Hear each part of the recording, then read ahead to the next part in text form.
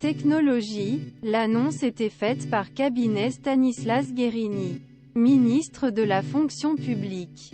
Dans un texte publié vendredi 24 mars, le gouvernement a décidé d'interdire le téléchargement et l'installation d'applications loisirs depuis les téléphones professionnels fournis aux agents publics. Dans un tweet, ministre Guerini nommait la principale raison pour laquelle cette interdiction prenait effet TikTok.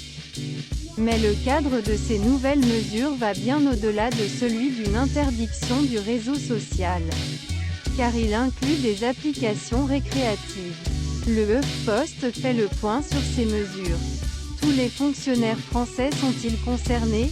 L'annonce du gouvernement ne concerne que les fonctionnaires de l'État, elle ne concerne donc pas les fonctionnaires territoriaux, ni ceux de la fonction publique hospitalière. La fonction publique, l'État compte 2,5 millions de personnes.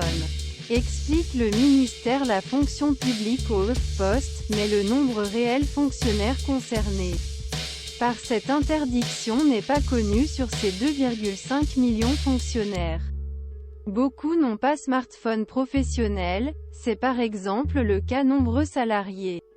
L'éducation nationale, comme les enseignants, ces agents de l'État qui ne disposent pas de smartphone professionnel n'ont rien à craindre, ils pourront continuer à utiliser toutes les applications qu'ils souhaitent sur leur smartphone privé.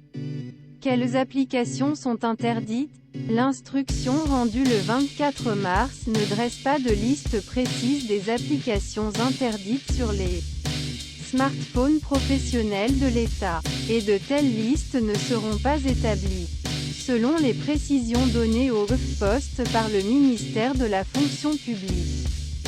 Seul TikTok a été nommé directement par Stanislas Guerini, pour garantir la cybersécurité de nos administrations et de nos agents publics. Le gouvernement FR a décidé RFGTT-MOOC3. Stanislas Guerini voir le tweet, mais le cabinet du ministre a également donné plusieurs exemples précis à l'agence France Presse pour clarifier les choses.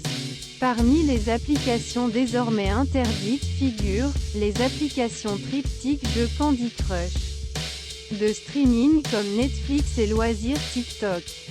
Twitter a également été cité comme désormais interdit.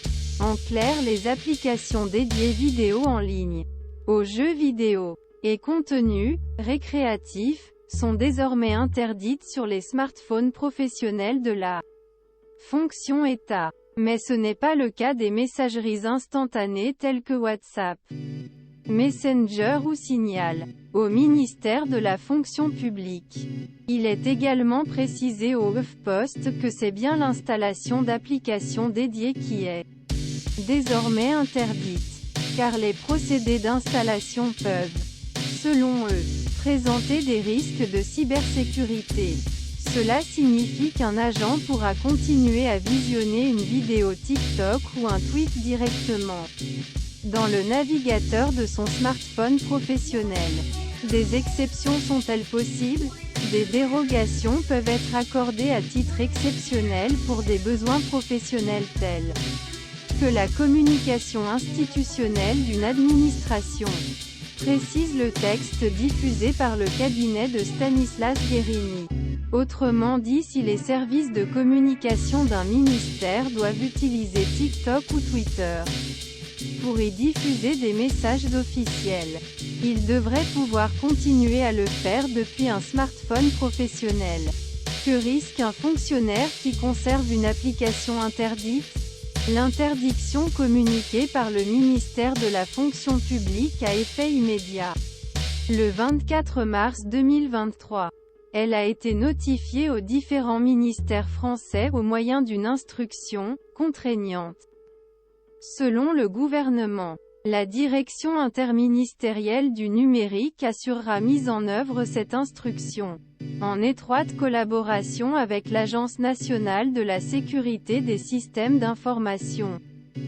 précise le ministère Fonction publique dans son communiqué. En cas de violation de cette nouvelle règle, aucun système unifié sanction n'est prévu à ce stade.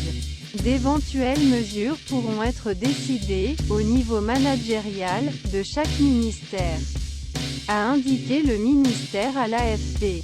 Dans son texte, le cabinet Stanislas Guerini explique, les applications loisirs n'ont pas les niveaux cybersécurité et protection des données suffisants pour être déployés sur les équipements gouvernementaux. Ces applications peuvent donc constituer un risque pour la protection des données de ces administrations et de leurs agents publics.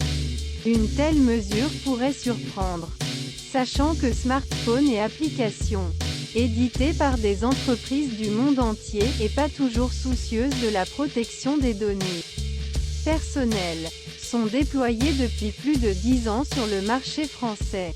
Mais comme l'a montré le message posté sur Twitter par Stanislas Guerini, cette annonce du 24 mars répond surtout à des questions pressantes soulevées par l'application TikTok, l'un des réseaux sociaux vidéo les plus populaires au monde.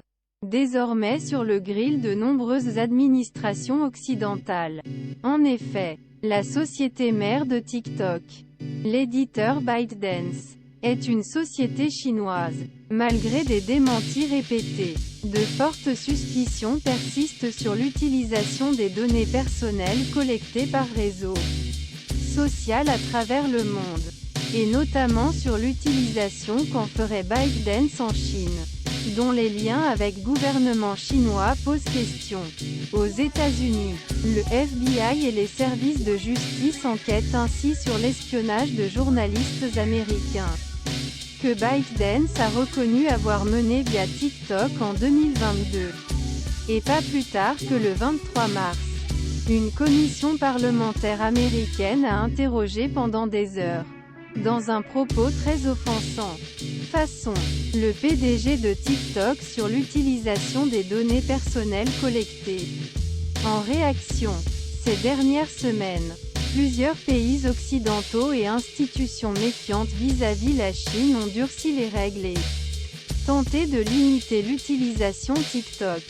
Le Parlement européen, Canada, le Danemark, Royaume-Uni, la Nouvelle-Zélande. Avec ces nouvelles mesures du 24 mars, la France rejoint une vingtaine d'États qui ont annoncé des restrictions à l'utilisation de TikTok sur les smartphones utilisés dans les fonctions publiques et sur lesquels peuvent transiter les données numériques liées aux États. Les États-Unis, de leur côté, envisagent d'interdire purement et simplement TikTok sur leur territoire, si jamais le réseau social devait rester sous le giron de ByteDance. Une menace qui exaspère la Chine, en France et en Europe. Cependant, il n'est pas encore officiellement question d'une telle interdiction.